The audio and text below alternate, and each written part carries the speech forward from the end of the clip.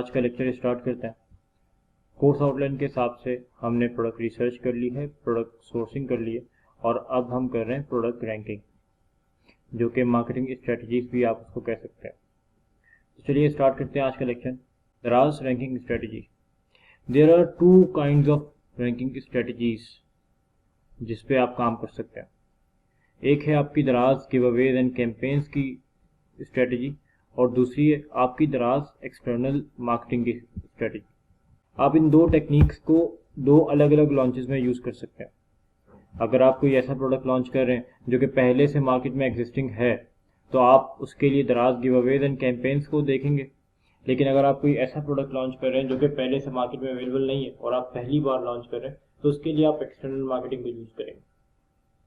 तो चलिए आज हम पढ़ेंगे सबसे पहले दराज गिवअवेज एंड कैंपेन्स के बारे में कि आप किस तरह अपनी कैंपेन्स के जरिए अपने आप को प्रोडक्ट को रैंक करवा सकते हैं। तो यहाँ कुछ पॉइंट्स मैंने लिखे जो कि मैं आपको एक्सप्लेन करूँगा कि आप किस किस चीज़ को फॉलो कर सकते हैं विद कंप्लीट रोड मैप। सबसे पहले जब आप अपनी लिस्टिंग बनाएं तो आपने अपनी लिस्टिंग को प्रॉपरली एसईओ ऑप्टिमाइज करवाना है। अगर आपको कुछ इसमें इन्वेस्टमेंट लग रही है तो आप इसको अपनी इन्वेस्टमेंट में शामिल करें और एसईओ ऑप्टिमाइज लिस्टिंग करवाएं। ये आपकी लिस्टिंग पे बेहतरीन असर करेगा। इसके बाद आपने एटलीस्ट 3 SKUs अपनी अकाउंट में ऐड करने हैं। अब चाहे आप 3 अलग अलग प्रोडक्ट्स लॉन्च करके उसके SKUs डालें, लेकिन अगर आपका बजट कम है तो आप उसे मल्टीपल पैक्स बनाकर भी इसको डाल सकते हैं। और उसके बाद हम चलते हैं इनऑर्गेनिक ऑर्डर्स की तरफ कि आपने कब इनऑर्गेनिक ऑर्डर लेना शुरू करना है। कि जब आपने लॉन्च किया तो फिर आपने स्टार्टिंग में कुछ दिन के लिए, फॉर एग्जांपल 7 दिन के लिए, आपने रोज़ के 5 इनऑर्गेनिक ऑर्डर्स लेने। मैं उम्मीद करता हूं कि आपको मेरे इनऑर्गेनिक ऑर्डर्स कहने से आपको समझ आ गई कि मैं क्या कहना चाह रहा हूँ।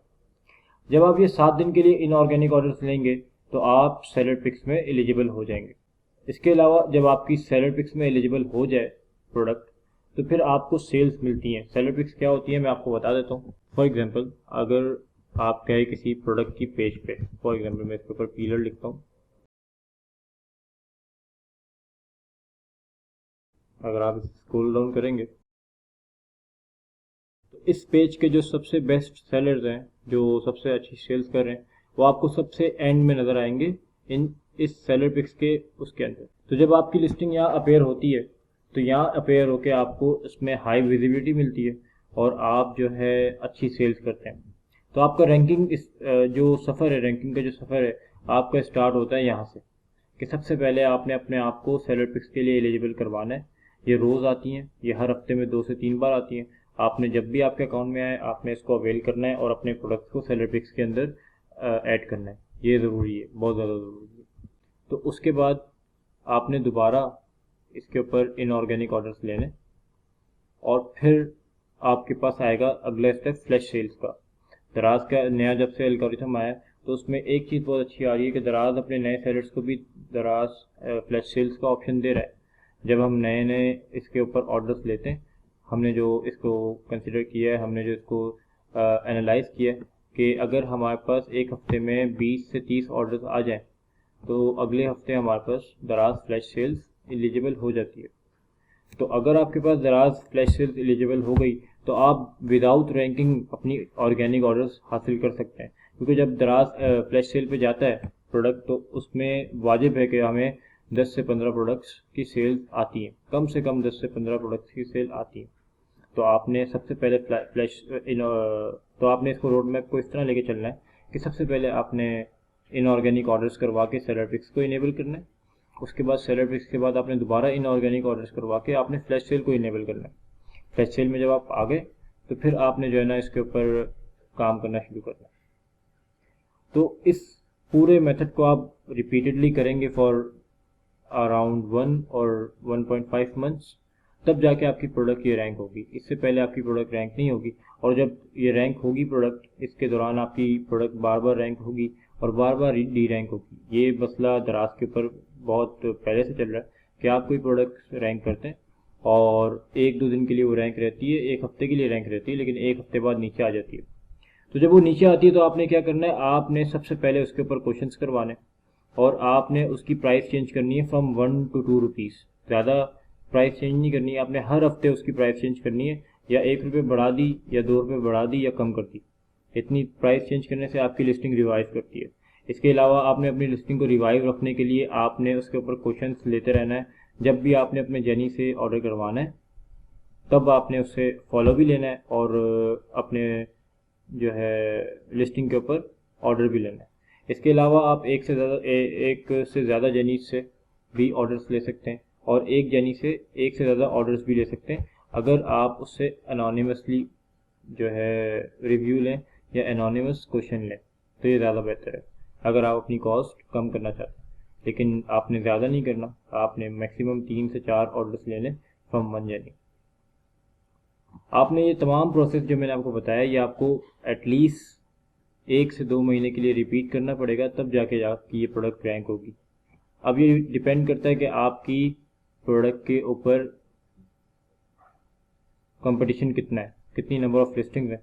अगर नंबर ऑफ लिस्टिंग रोज़ के रोज़ बढ़ रही है तो ये मसला होगा आपके लिए रैंकिंग। असल में दराज के एल्गोरिथम के हिसाब से जब कोई नई लिस्टिंग आती है दराज के ऊपर तो वो उन्हें नई लिस्टिंग्स को बूस्ट करता है ऑटोमेटिकली, इसलिए स्टार्टिंग में आपको सेल्स भी मिलती हैं। आपको भी इसीलिए सेल्स मिल रही होती है क्योंकि आप दराज के ऊपर नए सेलर होते हो और दराज आपको प्रेफर करता है कुछ दिन के लिए और उसको आपकी लिस्टिंग को बूस्ट करता है। अब आप देख रहे होंगे आजकल दराज के ऊपर कि 1 रिव्यूज़ वाले या 10 रिव्यूज़ वाले या 5 रिव्यूज़ वाले भी टॉप सेलर बने हुए, लेकिन 200, 250, 300 रिव्यूज़ वाले नीचे। वो इसी वजह से होता है कि दराज उनको कभी ऊपर ले आता है कभी नीचे ले आता है। लेकिन ऐसा बिल्कुल भी नहीं है कि 200, 250, 300 वालों के ऑर्डर्स ख़त्म हुए हैं। आप अगर मल्टीपल कीवर्ड्स चेक करेंगे तो किसी न किसी कीवर्ड के ऊपर वो भी रैंक होंगे। तो कीवर्ड्स आपने सब निकाल के रखने हैं। जब भी आप रैंकिंग कर रहे हो तो आपने अपने तमाम कीवर्ड्स निकालने और तमाम कीवर्ड्स पे काम करना है। किसी एक कीवर्ड को पकड़ के आप बैठेंगे तो आपको नुकसान होगा। ये कुछ टिप्स एंड ट्रिक्स हैं दराज की रैंकिंग के लिए।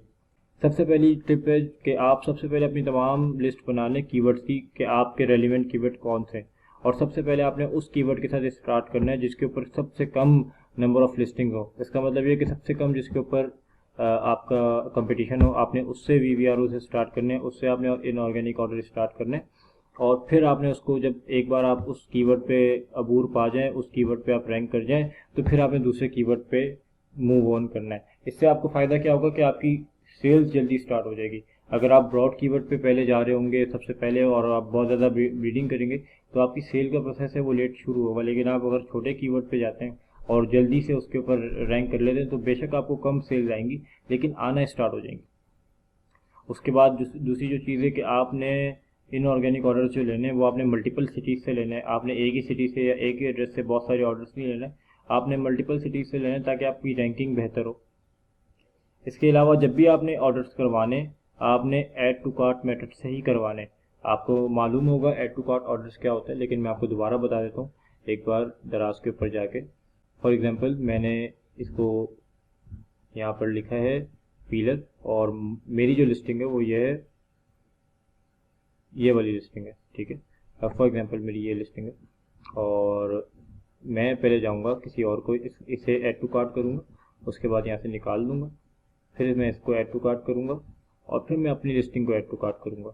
उसके बाद 1 से 2 घंटे के बाद मैं उन दोनों को अपनी ऐड टू कार्ट से निकाल दूँगा और अपनी लिस्टिंग को ऑर्डर कर लूँगा। इससे क्या होगा कि एल्गोरिथम को ये पता चलता है कि कस्टमर जो है वो ये चीज़ लेने आया था जो उसको यहाँ नीचे यहाँ मिल रही है, लेकिन हमने ऊपर रखा हुआ है इन लोगों को।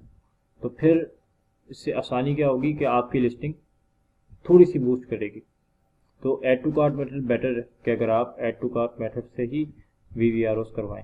आपने मेक श्योर करना है कि आपका जो जेनी है वो सर्च करके आपको ऑर्डर करे, लेकिन अगर किसी सूरत में आपको उसे लिंक देनी पड़ी है तो आप कोशिश करें कि आप अपना सुपर URL ही उन्हें दें।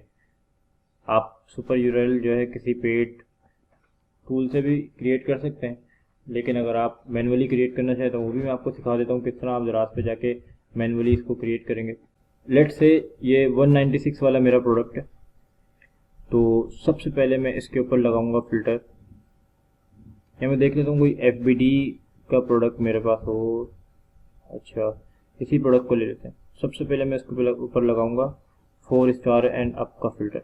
आपने तब तक फ़िल्टर लगाना है जब तक आपका अकेला प्रोडक्ट आपके पेज पे ना रह जाए। आपने उस वक्त तक इसको फिल्टर लगाते रहना है। आपने दोबारा ढूंढा कि आपका प्रोडक्ट कहाँ है, अगर आ रहा है तो देख लेते हैं, अगर जो हमने सेलेक्ट किया था वो तो गायब हो गया।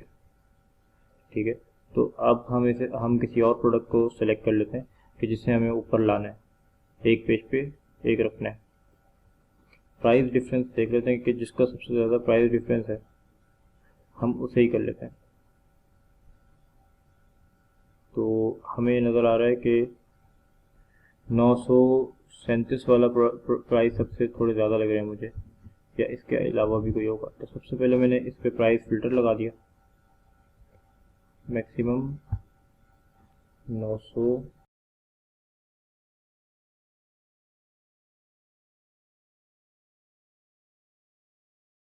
दोबारा मैंने सर्च किया उस प्रोडक्ट को, ये हमारे पास आ गया 937 वाला।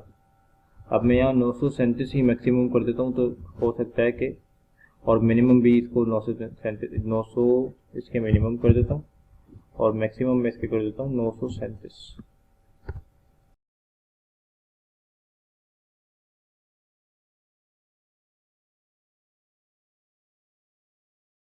तो अब ये देखें हमारे पास सबसे पहले ये प्रोडक्ट आ रहा है। अब इन सब से मुझे डिफरेंस करना है, तो अब मैं देखूंगा कि कौन इसके अंदर एक्सप्रेस डिलीवरी दे रहा है और कौन इसमें से जो है वो एक्सप्रेस डिलीवरी तो कोई नहीं दे रहा, कराची में दे रहा है एक्सप्रेस डिलीवरी। ठीक है, इसको मैंने, ठीक है। अब फॉर एग्जांपल हमारा ये प्रोडक्ट होता और हमने इसे सेलेक्ट किया होता, तो ये तमाम फिल्टर्स लगा के ये हमारे पास आखिरी प्रोडक्ट बच जाता। अब इसकी जो लिंक है ये हमारी सुपर यूआरएल है। जब ये आप अपने प्रोडक्ट ये जब आप जो है अपने जेनी को देंगे तो वो ऑर्डर करेगा, तो ये भी सर्च बाय फाइंड से ही होगा। ये इसको दराज का एल्गोरिथम इसी तरह इसको लेगा कि किसी ने आके फिल्टर अप्लाई किए और ढूंढा है और फिर ऑर्डर किया।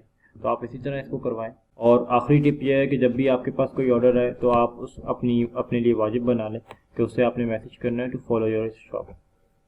तो ये था आज के लिए इतना ही। मैं इसको थोड़ा सा समराइज़ कर लेता हूँ अपनी आखिरी स्लाइड में कि आपने गिव अवेज के ज़रिए इस तरह रैंकिंग करनी है कि आपने सबसे पहले गिव अवेज से स्टार्ट करना है। उसके बाद जैसे ही आपने गिव अवेज कर रहे होंगे आपके पास सेलर पिक्स को जो है एलिजिबल हो जाएगी। आपने सेलर पिक्स में जाना है और जब वो आप उसको पूरा कोटा पूरा कर लें तो फिर आपने दोबारा इनऑर्गेनिक ऑर्डर करवा के आपने उसको फ्लैश सेल में एलिजिबल करवाना है। आपने तमाम कैंपेन्स को भी ज्वाइन करते रहना है, जो भी कैंपेन आपके पास आ रही है आपने ज्वाइन करते रहना है। फ्री शिपिंग आ रही है उसको ज्वाइन करना है। तमाम कैंपेन्स को ज्वाइन करते हुए आप 1 से 1.5 महीना इसके ऊपर लगाएंगे, इस प्रोसेस के ऊपर लगाएंगे, तो आपकी प्रोडक्ट रैंक हो जाएगी। और ये मेथड आपने उस वक्त यूज़ करना है कि जब आप कोई एग्जिस्टिंग प्रोडक्ट किसी कीवर्ड के ऊपर लॉन्च कर रहे हों।